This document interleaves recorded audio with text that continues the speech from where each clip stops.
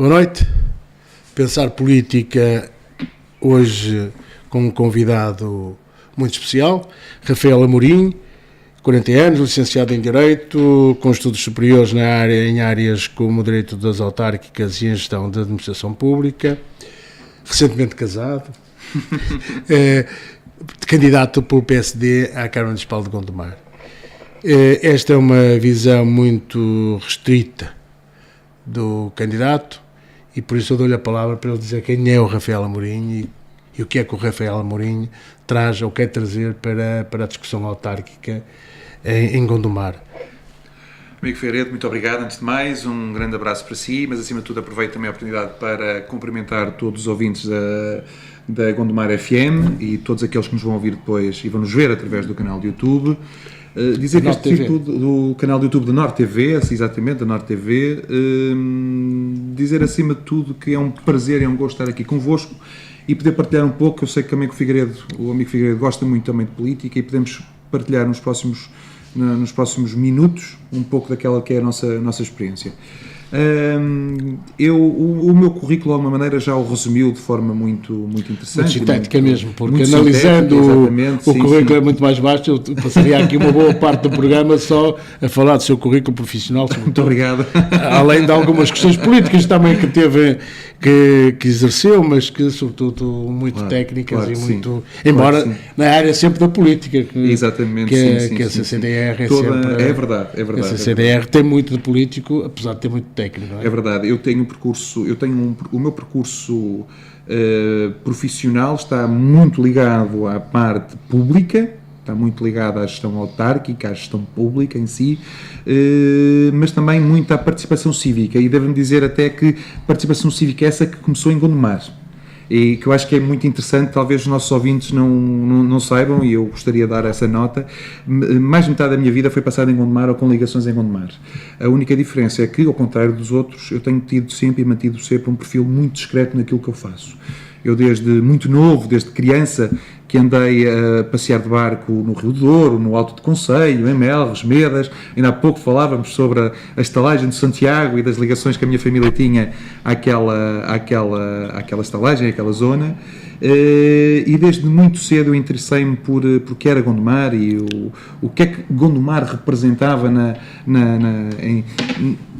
altura. Não era na área metropolitana, mas no que é hoje em dia a área metropolitana, mas acima de tudo até o que é Gondomar na região norte.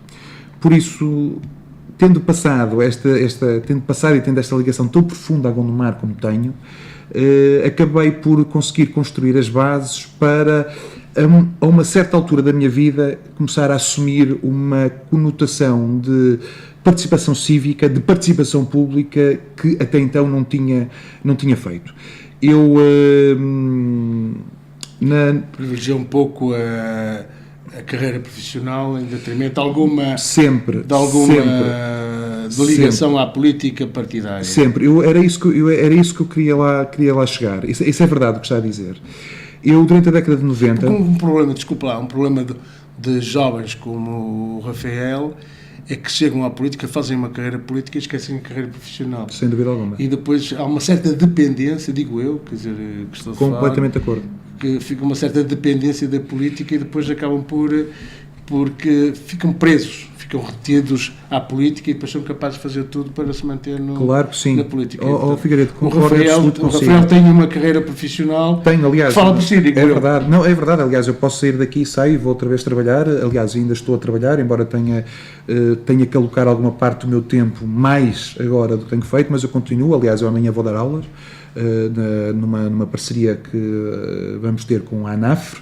Vou dar aulas para alguns autarcas e para técnicos de freguesias da região norte, onde vamos ter pessoas desde da Maia, de Gaia, de Vila do Conde, Póvoa de Varzim, técnicos, profissionais que vão querer aprender um pouco mais sobre contratação pública, que acaba por ser o meu core business, por assim dizer. Mas voltando um pouco àquela questão, porque eu concordo em absoluto com o que vocês estão a dizer, e deixa-me só dar esta nota de história, se me permitir. Claro, como é evidente. Porque na década de... Eu quero saber quem é o Rafael. É isso mesmo. E acho que o nosso público está um bocado interessado também em saber quem é o Rafael. Sim, acho que sim. E somente a ligação a Gondomar, que é muito importante. Eu na década de 90 comecei a ter o curso na Universidade Católica E desde então a minha ligação a Gondomar já era profunda, nessa altura. Eu já estava por cá, já não vivia cá, eu só vivia em Gondomar anos mais tarde, entre 2001 e 2004, mas a minha ligação a Gondomar era muito profunda. Eu costumo dizer que eu sou do tempo de Gondomar em que a entrada principal para Gondomar era a Rua Luís de Camões. E isto por uma simples razão, é que eu muitas vezes tinha que vir fazer entregas de mercearias e de carne com o meu pai, porque a parte da minha família na altura estava ligada à restauração alimentar e à parte das carnes, então tínhamos muitos restaurantes, muito comércio que era servido por nós. Aliás, eu digo sempre isto em género de brincadeira, que não é brincadeira nenhuma, mas o Sr. Cunha, que é o dono do restaurante Convívio e da hospedaria da Boa Vista, na Avenida dos Aliados, tem uma quinta lindíssima lá na zona de Valbom, onde eu estava a maior parte do tempo, ou estava a partir de lá para fazer entregas de carne, ou estava lá a brincar com os bichos e com os animais que ele tinha. Por isso, há uma ligação muito profunda a Gondomar. E eu já na altura, nessa década de 90, quando comecei a dar estava na faculdade, comecei a me interessar pelo movimento associativo e tive uma pequena incursão pelo movimento autárquico. Eu fui eleito para um executivo da Junta de Freguesia de Novo Gelo, no Porto, em 97, cargo que ocupei até 2000, mas sempre mantinha uma ligação académica enquanto acabava os estudos, mas trabalhava nas empresas do meu pai. Em 2000, quando começa já -se a sentir alguma crise económica no nosso país, eu tive que optar e tive que dizer, bem, este percurso autárquico é muito interessante, gosto muito, gostei muito de estar na Federação Académica do Porto, gostei muito de estar na Associação de Estudantes, mas eu tenho que olhar pela vida, pronto. Na altura já estava para vir morar para Gondomar, morava lá na Rua da Portelinha, na Fanzers, e comecei a trabalhar como advogado. Só que um amigo Figueiredo sabe como é que isto é. A questão do serviço público é algo que nos entranha-se nos nossos ossos, e nós, por muito que queiramos, nunca deixamos abandonado isto. Eu sempre falo. E então, entre 2000 e 2004, embora estivesse a trabalhar, ia participando em alguns fóruns, mas coisas muito limitadas, alguns fóruns de pensamento, de reflexão, de jovens, sobretudo de jovens. E em 2004 surge-me um contacto para eu ir trabalhar para um escritório de advogados, pasme-se, que dava assessoria jurídica à Câmara Municipal de Gondomar. Mais tarde vim a perceber qual era a ligação que na altura existia àquela Câmara e designadamente ao seu Presidente, e surgiu lá com alguma naturalidade em 2004 começar a trabalhar com a Câmara Municipal de Gondomar, de uma forma externa, de uma forma independente, que se acentuou depois em 2007 até 2010, durante os anos em que eu exerci o cargo como chefe de gabinete. Por isso eu posso lhe dizer com toda a sinceridade e com toda a veracidade que a minha vida política, cívica, começou em Gondomar. É mais cívica do que política. É mais cívica que política. Muito mais cívica que política. Muito mais cívica. Depois, em 2010... Aliás, quer dizer, há uma certa confusão que vai fazendo caminho de que os políticos não são agentes cívicos, quando na essência, todo agente político é um agente cívico, claro, porque são os primeiros a trazer o civismo para a sociedade. Às vezes são confundidos com aqueles que utilizam a política para fazer outras coisas que não, claro, a prática do civismo na essência, na sua verdadeira essência, que é a política. Nós temos que gostar muito da política para nos gostar de viver à custa dela. Eu sei que isto parece uma redundância, mas é mesmo assim. Eu compreendo perfeitamente aquilo que está a dizer. É assim que nós temos que estar. E temos que estar com um pé dentro, mas temos que estar com o resto do corpo fora. Porque nós não podemos estar dependentes da política. Eu saio desta porta, fiz aquilo que achei que devia fazer, consciência tranquila, e volto a trabalhar naquilo que eu gosto de trabalhar. Dar aulas, fazer consultoria, trabalhar com a administração pública e trabalhar com as pessoas a resolver os problemas dentro da administração pública. Que eu acho que esse também foi muito o apor que deu. Eu tive um professor, permita-me partilhar isto consigo, eu tive um professor que me disse há muitos anos, quando eu estava a estagiar na Ordem dos Advogados, que me dizia o seguinte: Rafael, um advogado serve para resolver problemas. Esqueçam lá, um advogado serve para resolver problemas. Sejam eles quais forem, não é? Sejam eles cá fora. É para resolver problemas. Seja do lado dos réus ou do lado dos acusados. É para resolver problemas. E nós, na política, temos que ter essa noção. As pessoas têm problemas que têm que ser resolvidos. E nós temos que colocar as pessoas em primeiro lugar e resolver os problemas deles. Mas isso é o que normalmente os políticos dizem, e depois chegados ao poder esquecem. O poder Infelizmente, e às vezes por isso é que se perde a noção do civismo, quer dizer, da atividade cívica, da atividade política, porque a atividade política, na sua essência, deve ser uma atividade cívica. Sem dúvida E alguma. muitos deles, e felizmente também não são muitos, mas são aqueles que são mais visíveis, não é? São aqueles que dão má fama à política. Porque, na essência, a maioria dos políticos trabalham em prol das comunidades onde estão inseridos. Haverá um ou outro que depois mete o pé na poça, e esses são os que dão a fama de que todos os políticos são sujeitos de má viver. Como é que se costuma dizer, no melhor tecido cai a pior nódoa, não é? Claro. Portanto, isso é de facto algo que eu tenho alguma esperança que esta nova geração traga algo de novo para a política, para esse viver da política como essência, como aquilo que foi sempre definido, que era a res pública, a gestão pública do bem, claro, do bem público. muito bem. Infelizmente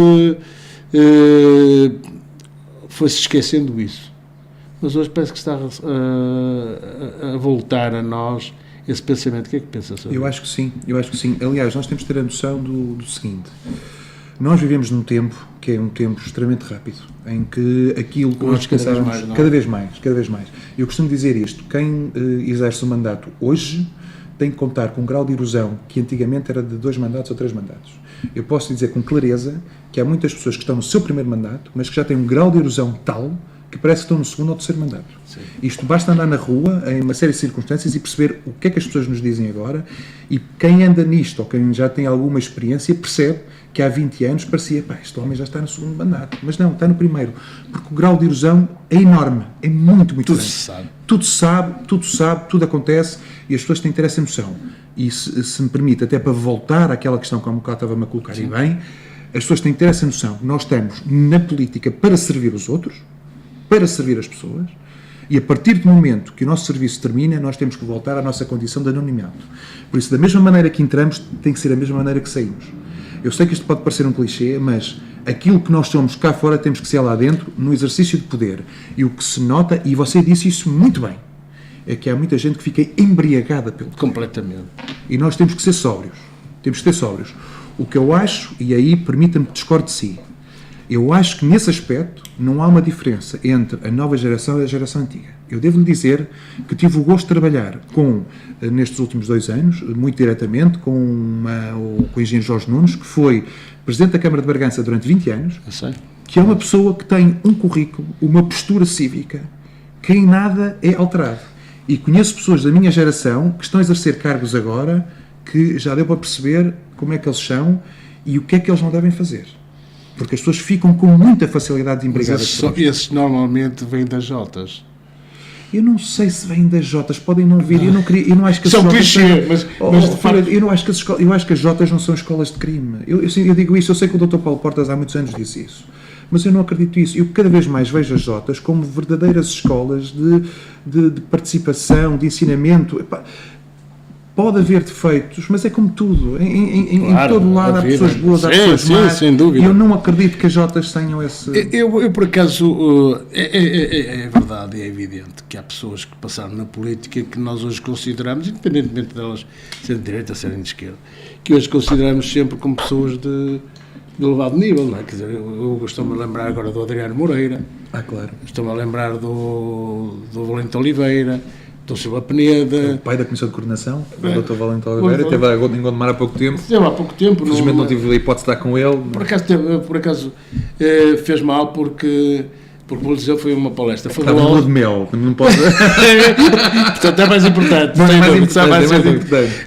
Mas há pessoas que passaram pela política e deixaram marcas na política, como a velha figura do senador, estou a falar do Mário Soares, estou a falar do Álvaro Cunhal, desses todos que passaram na política e que deixaram uma imagem de pessoas que souberam ser político. Infelizmente, fomos também passando pelo corredor, fomos vendo passar pelo corredor pessoas que utilizaram muito a política para benefício próprio. Claro. E novos e velhos, é verdade. Mas eu acho que há que está a surgir, sério, uma percepção que eu tenho, que está a surgir uma camada de jovens agora na política com alguma vontade de transformar esta visão que nós vamos tendo da política. Até pela própria renovação. Alguma transparência, porque eu acho que o que tem faltado na política é transparência. E isso, quer dizer, e hoje todos somos escrutinados. O Facebook é hoje uma ferramenta fabulosa para escrutinar a atividade. Também é uma fogueira de vaidades, mas... Sim, e tem muitos defeitos também. É muito perigosa. Nós sempre temos que saber, esmiuçar o que é que lá vem, não é? Porque às vezes põe-se coisas lá que não têm... Mas se nós soubermos esmiuçar, se soubermos fazer alguma separação do trigo do joio, acho que... e, portanto, temos de ter cuidado com a utilização da ferramenta em si, mas acho que pode ser uma forma de escrutínio do próprio desenvolvimento da atividade política. Porque hoje os políticos, para chegar às suas massas, têm que utilizar ferramentas de largo espectro, não é? E, portanto, o Facebook normalmente é utilizado para isso. Portanto, será ali que também podemos fazer um bocado o escrutínio da atividade. E, portanto, porque os políticos também têm que mostrar o que é que estão a fazer. E ao mostrarem o que estão a fazer, estão-se a pôr um bocadinho... sem máscara, não é? Sim, aliás, até a questão da transparência tem a ver com uma outra situação, é que na parte da gestão pública, a transparência tem que ficar aliada à concertação. Para tomar determinado tipo de decisões, é cada vez mais necessário que exista concertação entre os atores políticos, entre os diversos atores políticos. Nota-se, e sem querer estar a perder muito tempo com isso, que as últimas eleições, quer a nível europeu, especialmente a nível europeu, têm dado muito ênfase nesse aspecto. Nós cada vez mais vamos ser obrigados a fazer consensos. Cada vez mais vamos ser obrigados a fazer concertação. Por isso, nas decisões que nós tomamos, inclusivamente para quem está aí com maiorias, quer nas câmaras, quer nas juntas, cada vez mais tem que ter transparência para fazer concertação e para fazer acordos. E há atos de gestão pública que têm que ser partilhados com todos. E não podem ser tomados como atos consumados. Eu acho que sim. Infelizmente isso não tem sido norma porque há um pensamento antigo que diz que quem tem saber tem poder, não é? É verdade. Ciência é potência, não é? Como dizem os latinistas.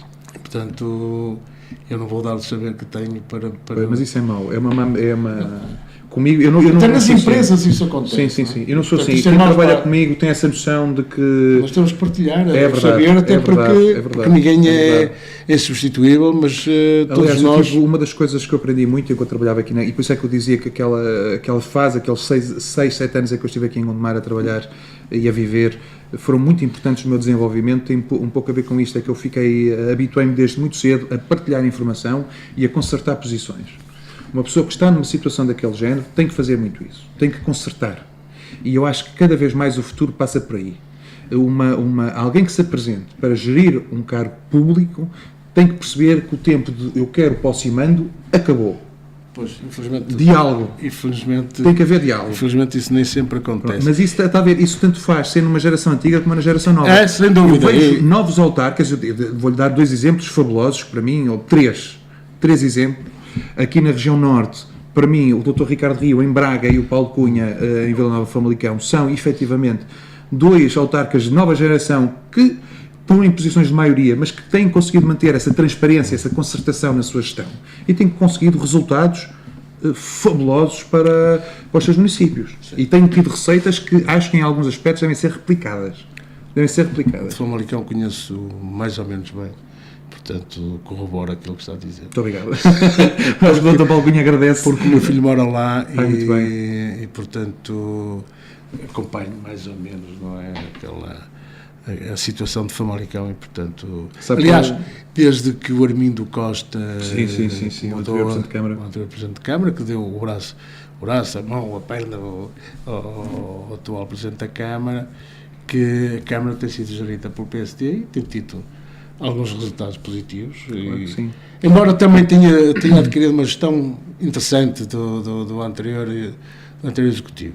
Mas o Armindo Costa fez ali trabalho meritório. Aquele que falta, por exemplo, em Gondomar, aquele centro, aquele parque não sei se conheces, mas um parque de Famalicão, parque central de Famalicão é uma coisa fabulosa.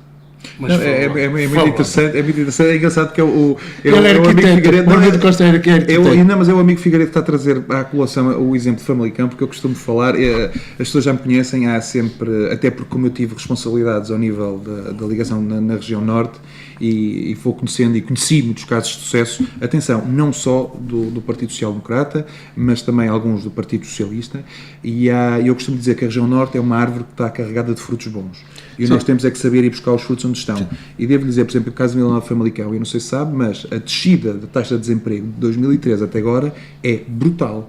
Mas mais importante que ser brutal, porque acentua-se muito percentual abaixo da taxa média nacional, tem uma outra situação. Há pouco tempo, dentro dos projetos de monitorização que eles têm do empreendedorismo, eles têm uma política de apoio ao empreendedorismo muito boa, fizeram um inquérito sobre a segurança no trabalho.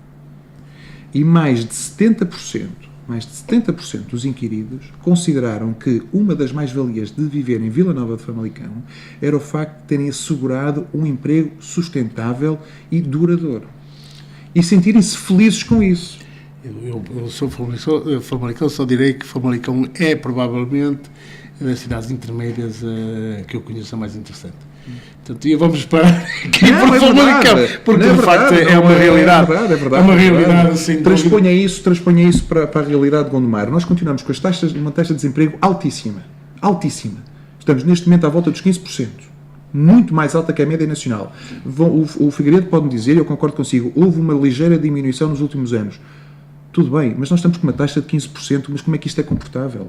Qualquer gestão autárquica para os próximos anos, para o futuro, assente nas pessoas, que era isso que há pouco me dizia, que os políticos todos falam das pessoas, mas qualquer gestão autárquica baseada nas pessoas tem que, desde logo, ter como base a questão do emprego e a questão do empreendedorismo. Logo, à partida. Senão não vale a pena começar. Não sei se está de acordo comigo ou não. Eu acho que Gondomar perdeu muito, não foi perder, nunca conseguiu ser conseguir uma política de captação de investimento que fosse sustentável. E, portanto, porque Gondomar não é uma terra onde se passa, é uma terra onde se vá. E, portanto, é um grande problema, acho eu, que Gondomar não tenha tido essa capacidade, apesar. E é uma das questões que podemos começar a entrar por aí, porque nós temos um potencial enorme, nós temos uma margem do rio fabulosa. É verdade. E o que é que nós temos feito? É verdade, eu concordo em absoluto consigo. Mas eu ainda vou um bocadinho mais longe. Pode-se fazer muita coisa. Pode-se fazer muita coisa. Figueiredo, tenha atenção ao seguinte. Mas eu não quero... Gondomar tem uma ligação... Nós não podemos focar isto de uma forma um pouco mais leve. Gondomar... eu hoje quero conhecer mais o Rafael na sua essência do que propriamente nas suas propostas político-partidárias ou nas suas políticas de candidatura, porque isso será para outro espaço. Mas há aqui questões... vão falar como Gondomar, o potencial Gondomar tem. Claro, como é evidente. É isso que eu acho que nós temos que realçar. Nós temos que, de uma vez por todas, perder a ideia que Gondomar é um dormitório.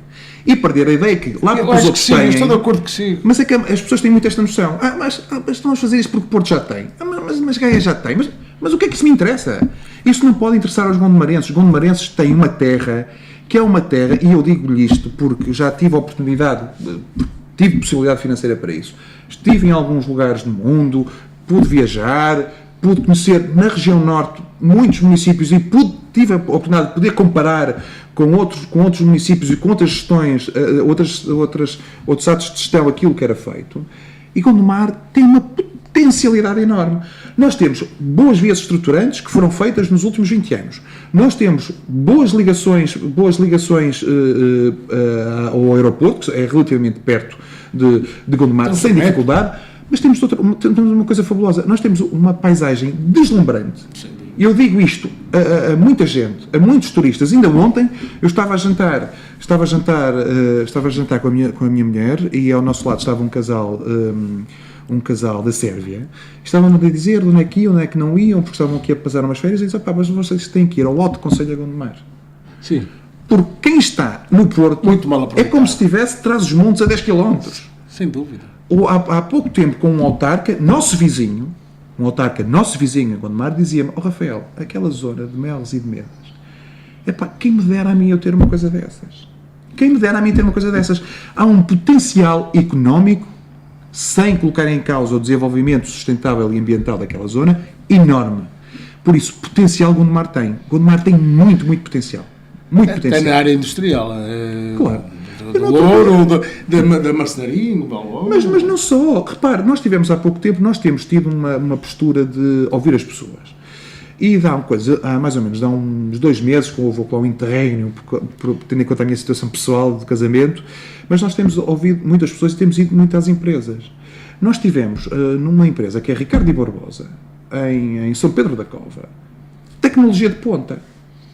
Tecnologia de ponta. A Bicafé está... É de ponta. A Bicafé, nós vamos à Bicafé, eu já tenho conhecimento, eu já tenho um pequeno... Falar em São Pedro da Cova. Não, é verdade. Mas na Ricardo Barbosa, uma empresa daquele género é algo que orgulha qualquer Presidente de Câmara. Qualquer Presidente de Câmara. E isso é que tem que ser apadrinhado. E apadrinhado como? Estando lá, tendo uma política de apoio ao empreendedorismo, com propostas concretas, com um efeito noutros lados da região norte, com excelentes resultados. Agora, é preciso abrir os olhos, ter a humildade de perceber que em outros sítios há coisas que estão a ser bem feitas e buscá-las e aplicá-las cá. Porque potencial, Gondomar tem mais de qualquer município da região norte. Há aí uma empresa que outro dia foi homenageado, o seu presidente, foi homenageado pelo Rotary Clube de Gondomar, que é a Menina Design, que é uma empresa que produz mobiliário para cenários de... Desde a Sombra de Grey foi desenhado e foi fornecido por eles. Portanto, sim. Isto é um potencial enorme que nós devemos cada vez mais publicitar, até para dizer que somos uma comunidade interessada em ter projetos interessantes. É verdade. E isso, infelizmente, às vezes não damos essa notoriedade. E isso é mau para o município, muito porque não dá a reconhecer aquilo que de bom também tem, não é? Nós agora, sem querer entrar muito na candidatura, que percebo e compreendo e respeito... Quer dizer, não, mas vamos entrar, até porque tenho aqui o candidato, não é? Quer dizer, vamos falar sobre... Agora, se calhar não vamos falar sobre as questões centrais da candidatura, mas vamos falar daquilo que será a questão da marca para... de Gondomar e colocar Gondomar no mapa, não só da área metropolitana do Porto, mas na própria região norte. Nós não podemos esquecer disso. Nós estamos incluídos numa região na qual pode trazer umas boas parcerias, podem trazer muitos frutos para Gondomar, e que foi algo que nunca foi explorado. Por exemplo, houve uma outra situação que nunca foi explorada em Gondomar, que eu acho que é a altura de nós percebermos que nós não temos como vizinhos apenas e só o Porto e Gaia. Nós temos muitos outros vizinhos. Valongo, Castelo de Paiva, Aroca, Paredes, Santa Maria da Feira, Valongo. Aliás, nós temos parcerias muito interessantes. Nós temos situações muito interessantes e nós temos que perceber isso. Nós temos que perceber onde é que Gondomar pode ou não posicionar-se geoestrategicamente ou até geopoliticamente dentro deste conjunto de municípios. E voltando há pouco àquilo que disse, o Gondomar tem potencialidade. Não falta potencial. É que Gondomar não falta potencial. Não falta mesmo. Acho que não. Agora, tem que ser verdadeiramente trabalhado e tem que ser impulsionado. Uma das questões que se colocou recentemente, com a utilização até massiva do multiusos, é que todos os benefícios económicos iam para o Porto, porque nós não tínhamos nem restauração, nós não tínhamos nem dormidas, claro. E para captar pelo menos uma dormida, pelo menos uma refeição para os milhares de pessoas que vêm ao multiuso ver o Roberto Carlos, verem os artistas todos que têm passado, e não só, quer dizer, os eventos desportivos, porque Gondomar é a capital europeia do desporto, e portanto poderia potenciar aqui um outro reconhecimento ao município para que outras áreas fossem desenvolvidas. Mudando um pouco de tema, há muitos anos que se vem discutindo que Gondomar tem sido um outsider da área metropolitana do Porto. Já no tempo de Valentim Loureiro, ele enquanto Presidente da Metro... e da Junta Metropolitana também. E da Junta Metropolitana, quer dizer que o metro ficou aqui uns centímetros em Gondomar e que o resto foi paisagem. Acha que a área metropolitana do Porto tem servido para um desenvolvimento integrado da comunidade? Porque uma coisa que eu verifico, e agora que tenho ido até por questões pessoais muito ao Porto, porque os meus pais estão lá e, portanto, de vez em quando tenho que os ir visitar, sinto que o Porto está a abarrotar de gente, é uma loucura o trânsito no Porto e verifico que há muitos tuk-tuks, muito sightseeing, quer dizer, e nós não temos capacidade para atrair um pouco dessa massa. Mas isto devia ser um trabalho conjunto na área metropolitana, ou seja, porque a área metropolitana, com a gestão do tráfego automóvel, dos transportes, com a gestão do próprio turismo, não poderia haver aqui uma parceria para que outros municípios fossem também integrados naquele circuito. Nem que seja pelo menos já vai à régua, não é? Não, mas ouça, nem que seja, por exemplo, tentar que a Red Bull Air Race, em vez de ser feita apenas Porto e Gaia, apanhe também Gondomar, por exemplo, que é uma coisa que podia muito bem ser feita sem grande dificuldade e sem grande Mas por que íamos tirar os benefícios como é que depois não temos onde alojar pessoas?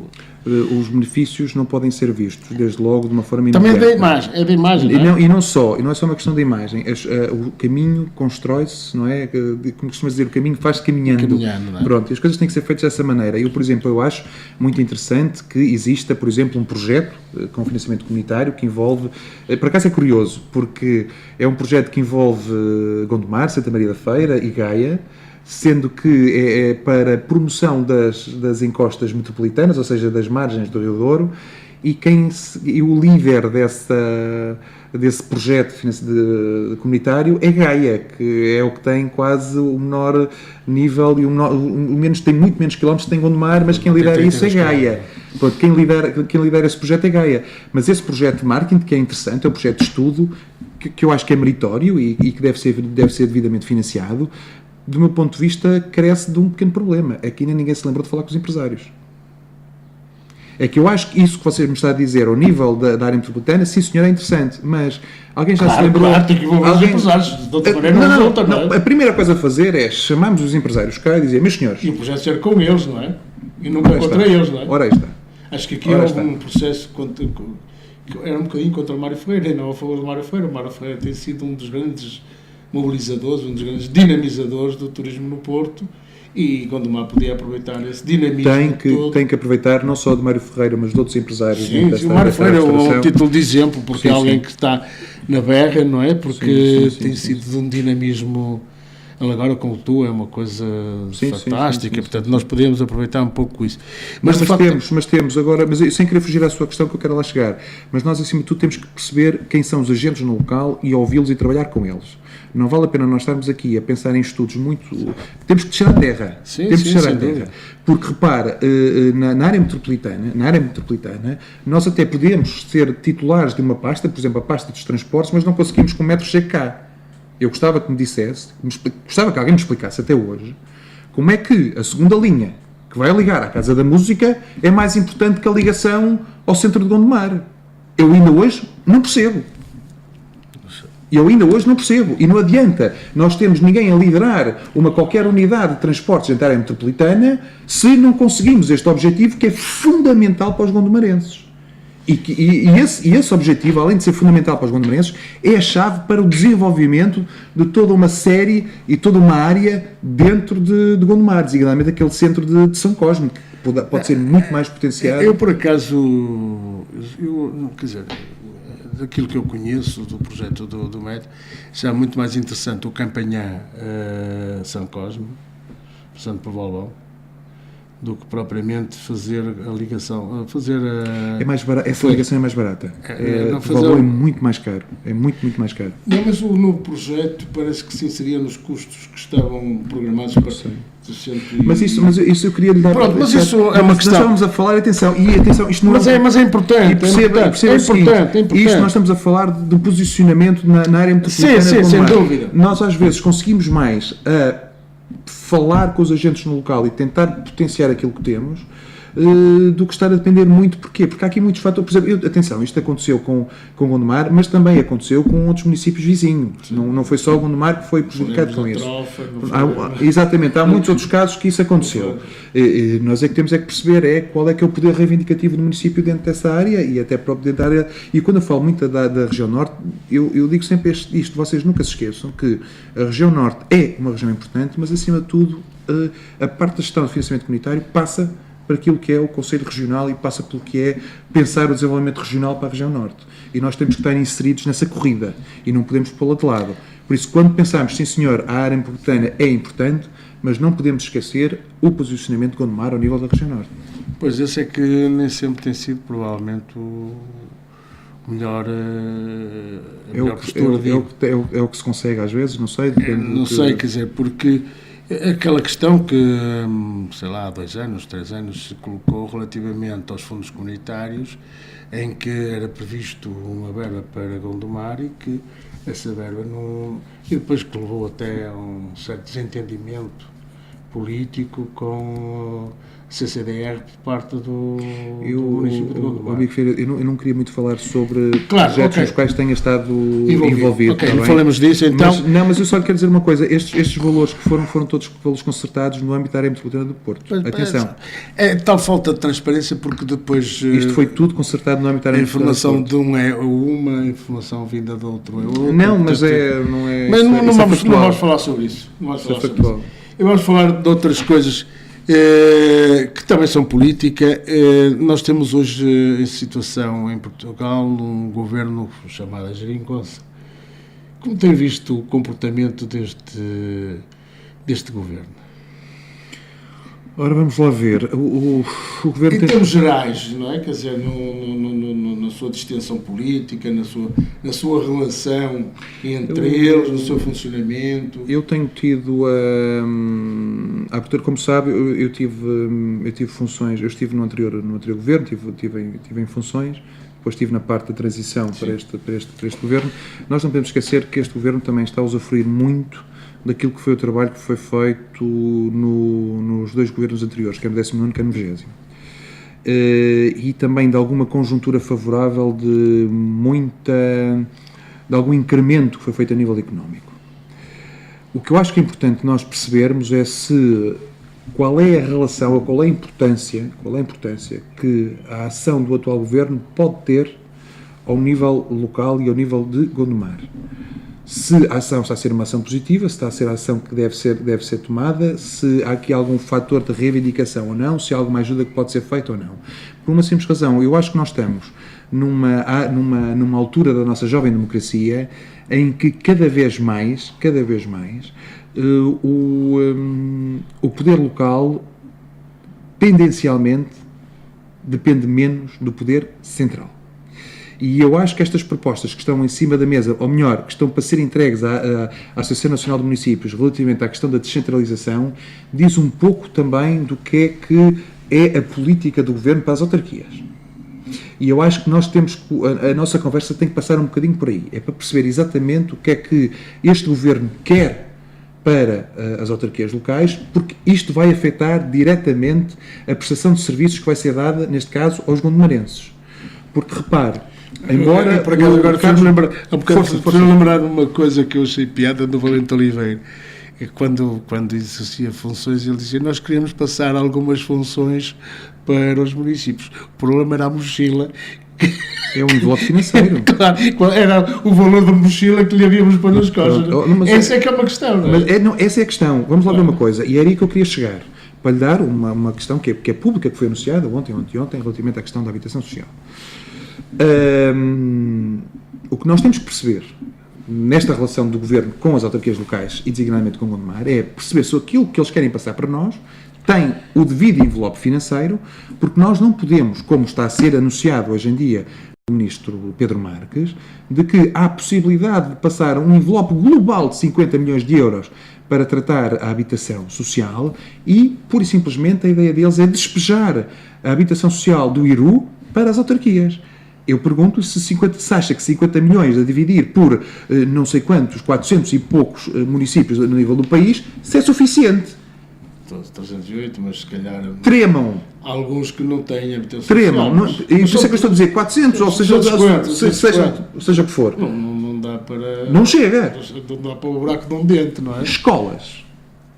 O que é que nos espera relativamente à questão das escolas? Eu ainda hoje estive numa escola... Embora os municípios também já tenham um fundo para a reabilitação urbana dos seus agregados habitacionais, não é? Portanto, mas mesmo 50 milhões de euros parece-me muito escasso. É muito escasso. Muito escasso. Por exemplo, aqui para Gondomar, não sei se... Gondomar, Porto e Valongo, não sei se 50 milhões de euros chegaria, não é? Nós vamos lá. Quer dizer, e mesmo integrando os valores que os próprios municípios têm, não é? Por isso é que eu estou a dizer, nós temos que cada vez mais... o que é que estamos a falar, não é? Numa autarquia, e é um ponto que eu tenho refletido nos últimos anos, eu acho que cada vez mais as autarquias locais, sejam freguesias, sejam as câmaras municipais, têm que contar com elas próprias. Cada vez mais isso. Por isso é que eu sou um acérrimo defensor da descentralização e da desconcentração de poderes nas autarquias, desde que venham com um envelope financeiro, ou, no mínimo, que é uma coisa que ainda não está a ser falada, uma revisão da lei das finanças locais. Sim. Que ainda ninguém soube o que é que vai acontecer com isso. Porque isto é tudo muito bonito. Atirarmos para cima dos municípios não sei quantas competências, não sei quantas obrigações, não sei quantas exigências, mas não existir o devido envelope financeiro para acompanhar. Sei que algumas freguesias com a alteração que houve para a intermunicipalidade, que algumas freguesias ficaram muito à rasca, porque o envelope financeiro foi muito escasso para tanta coisa que se tinha que fazer. Claro, e repara, até nesta nova visão que eu lhe estou a dizer que nós temos que ter sobre o que é a gestão autárquica, eu não tenho problema nenhum, se for necessário, se for preciso, dobrar o orçamento de uma junta de freguesia. E sabe porque é que não tenho? Por uma simples razão. Porque a partir do momento que nós estamos a ser mais... A partir do momento que nos estão a colocar mais responsabilidades em cima, eu tenho que delegar onde as competências são entregues às pessoas e onde estão mais próximas das pessoas. E se nós falar de uma política de proximidade, quem estará mais próximo será as freguesias. Exatamente. E eu não tenho problema nenhum. Se for necessário aumentar o volume, aumenta-se o volume, não há problema nenhum com isso. Depende das necessidades e das competências. Agora, isto depende muito também da visão que tem da gestão. Não é? Se quiser fazer uma gestão centralizada para andar a cortar fitas e controlar as obras que faz e não querer que ninguém apareça, é uma situação. Agora, se consegue ter aquela gestão que eu lhe falei há pouco, que é uma gestão transparente, que é uma gestão concertada, em que as pessoas são chamadas para estarem envolvidas na gestão pública, então aí as coisas são diferentes. E permita que lhe diga uma coisa. Eu acho que há pouco, quando nós estávamos a falar da questão das novas gerações, eu acho que estas novas gerações têm um apor muito interessante. Que tem a ver com a formação que tem. A formação é superior, é muito superior, mas acima de tudo eu acho que têm uma necessidade de participar. O que se passa, do meu ponto de vista, é que a participação política, para não falarmos da participação cívica, porque eu acho que essa está, de alguma maneira, a ser mais ou menos assegurada, mas a participação política ainda é vista infelizmente, com olhos piores. Por isso é que eu acho que nós devemos abrir ainda mais a gestão pública. E há mecanismos de democracia participativa, de democracia colaborativa, que não é só ter um orçamento participativo. E atenção... Vai ajudar um bocadinho. Vai ajudar... Ouça, eu estive envolvido na implementação de um projeto de orçamento participativo que no primeiro ano chegou a ter acima de 10 mil participantes. Sim. Ok? Por isso, tudo que seja democracia participativa, democracia colaborativa, é importante. Agora, temos é que atrair as pessoas para nós. Para a discussão. Meio dúvida isso, infelizmente. Nós temos medo. Nós às vezes temos medo, não é? Mas quando temos medo é quando nos retraímos e não tomamos as decisões que devemos tomar. Nós temos medo que apareça alguém mais inteligente que nós, não é? Não, isso... às vezes é isso que muitas vezes os políticos... Alguns ficam todo fechadinho na conchinha, não era? Aquela coisinha pequenina. Parece aquele gajo que é mais inteligente. Não, esquecer isso. E nós temos que deixar de ter medo. Eu costumo dizer, graças a Deus, eu como tenho quase 1,90 m, como sou alto, não tenho nenhum problema de insegurança, por isso estou à vontade com isso. Claro, portanto, não, mas infelizmente, quer dizer, na política há muito esses pequenos poderes, que são poderes muito etéreos, não é? Porque tudo na política é etéreo. Claro. Portanto, tudo passa e as pessoas esquecem-se que hoje podem ser os reis e amanhã são... Eu costumo dizer que há... Porque não tem, desculpa, porque não tem aquilo que eu disse há pouco. não fizeram carreira profissional. Claro, não estiveram lá fora. Não estiveram lá fora. É verdade, portanto, é verdade. E, portanto, andam sempre à míngua, seja do que for. Falou aqui de uma coisa que me leva a outra discussão que eu acho que está hoje fora da discussão pública, que é a regionalização.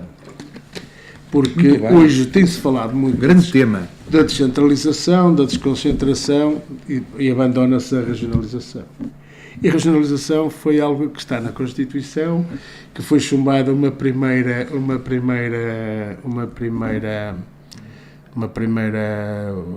é que se diz? Um primeiro referendo, que o Porto reclama, mas que votou contra. Não é só o Porto. Mas o Porto, eu acho que até devia... Às vezes nós confundimos muito o Porto com a região Norte, e a região Norte não é o Porto. Mas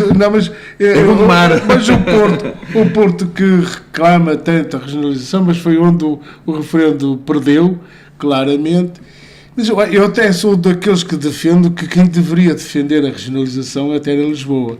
Porque eles têm tanta concentração que a viver em Lisboa é cada vez mais um exercício de quase de terror, porque eu, infelizmente, uma parte da minha vida, passei em deslocações constantes a Lisboa. Cheguei a uma altura que deixei de ir de carro para Lisboa.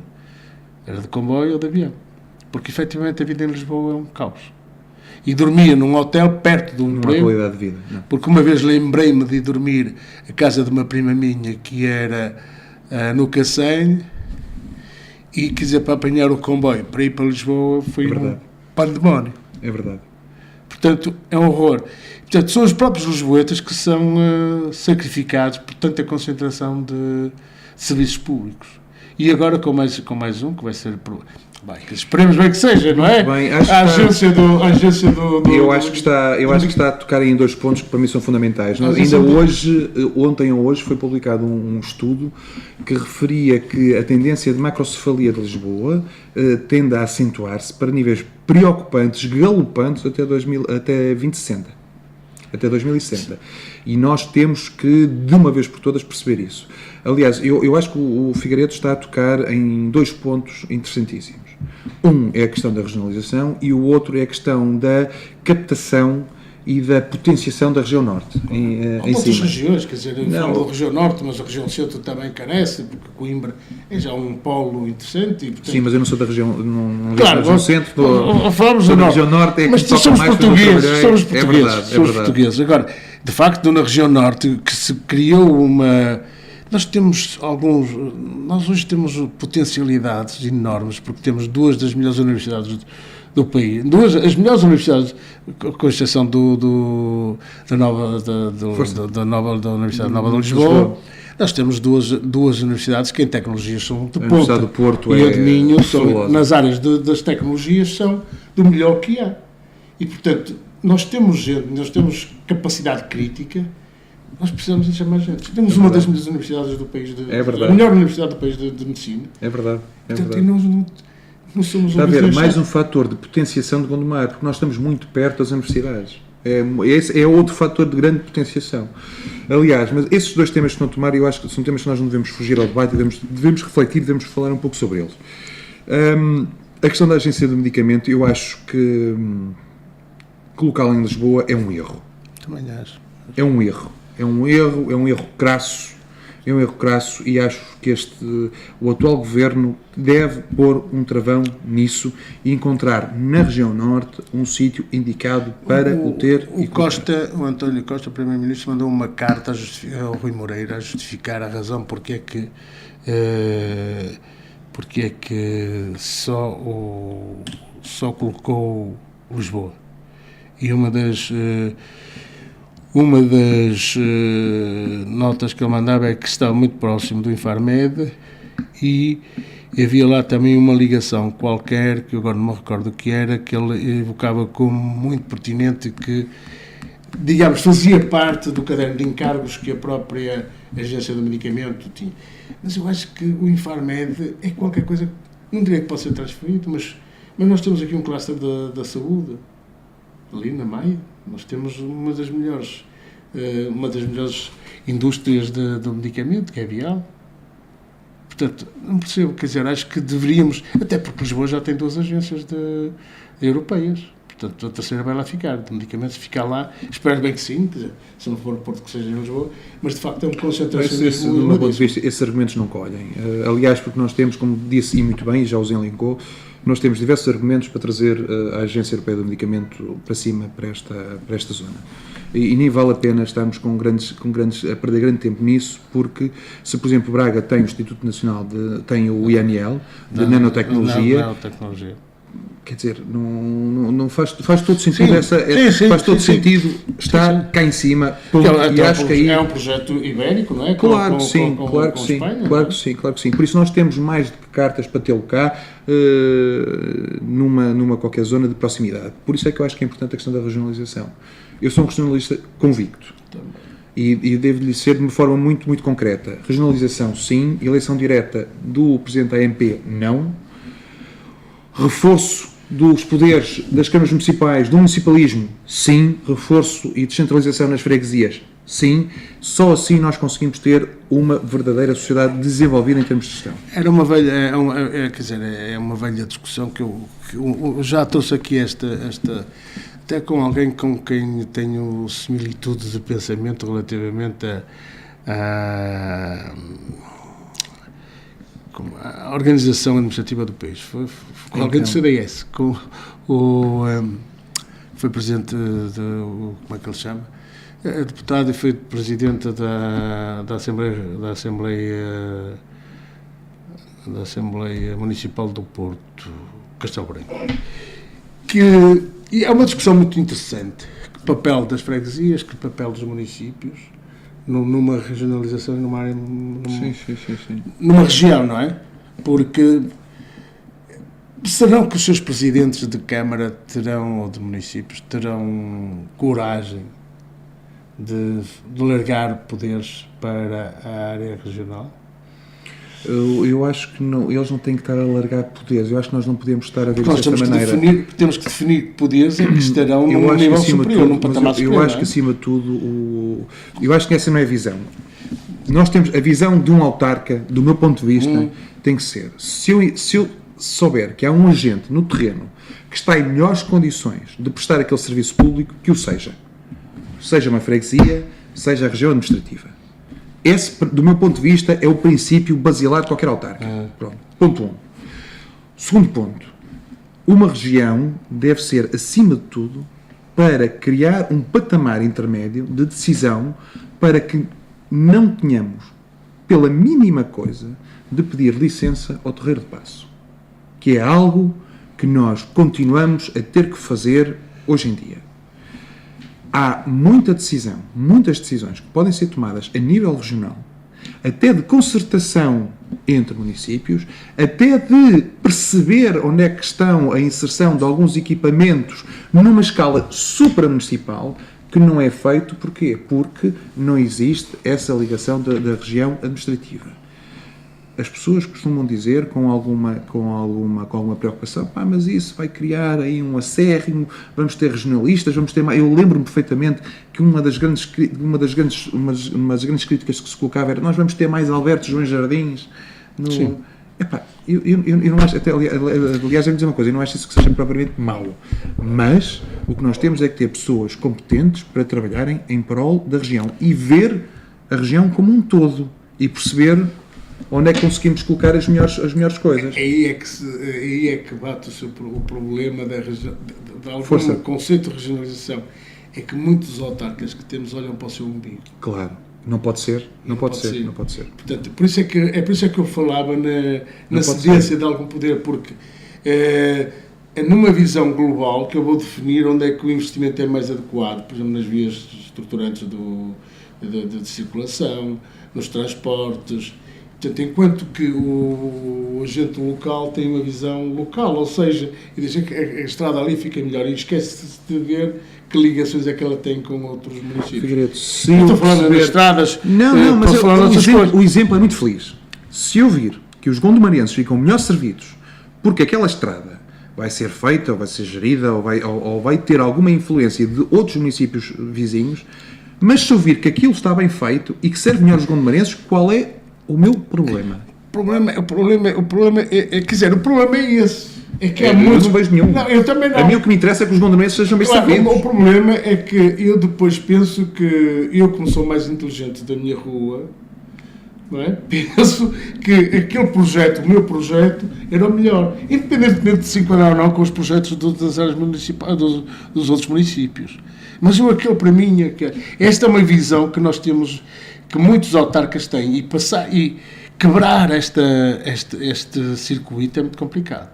Por isso que a regionalização não tem tido sucesso, não tem tido apoiantes a sério, porque, particularmente na área dos autarcas, porque tem uma visão muito paroquial, quase. Paroquial sim. Atenção que a regionalização não pode ser apenas e só os autarcas. Há muitos outros atores regionais. Claro.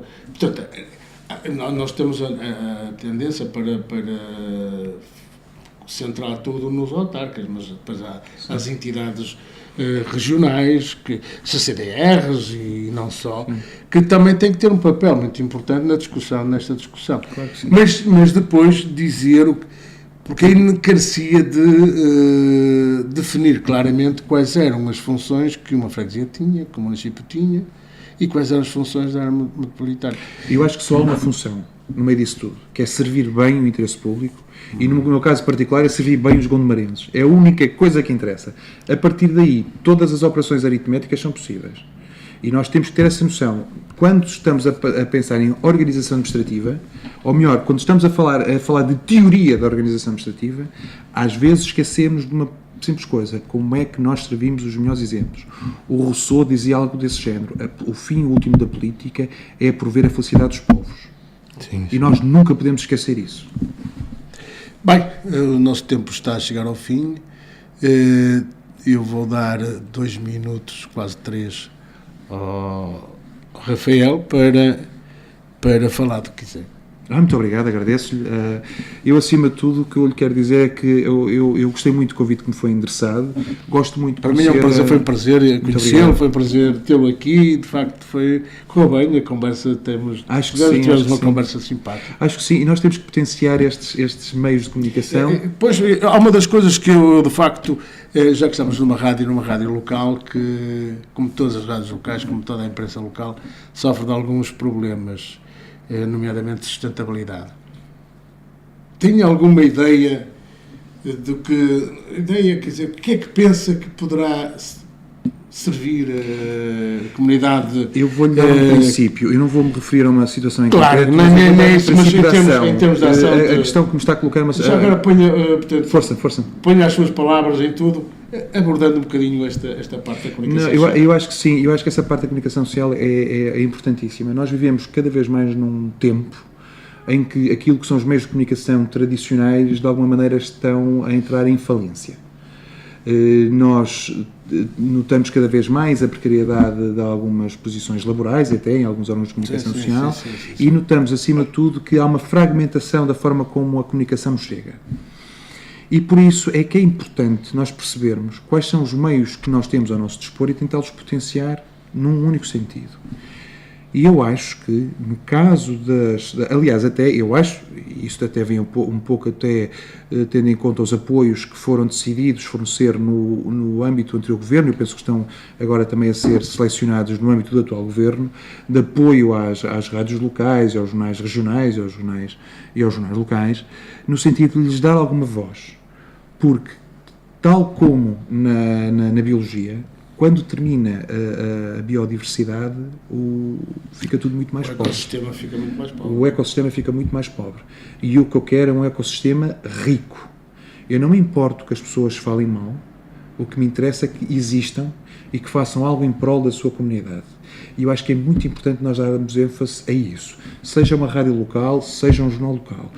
porque cada vez mais nós somos bombardeados com notícias falsas nas redes sociais, com comunicação que é empolada quando não é verdadeira, com factos que nós achamos que são consumados, mas passado 2 dias, afinal, já não são são tão verdadeiros como isso, ou têm uma interpretação completamente diferente, e é aí que nós temos que descer um bocadinho à terra e perceber como é que devemos veicular a informação e perceber quem é que nós temos. E é como eu digo, um ecossistema rico é um ecossistema com bastante diversidade. E nós temos que apoiar, seja lá os meios de comunicação que nós tivermos, locais, regionais ou nacionais. Rafael, foi um prazer tê-lo aqui. Nada, foi tudo meu. Muito obrigado por ter estado cá, ter-se disponibilizado para vir aqui falar um bocadinho connosco. E foi um prazer enorme tê-lo cá. Obrigado, Muito boa até à noite. próxima. Muito obrigado. Boa noite.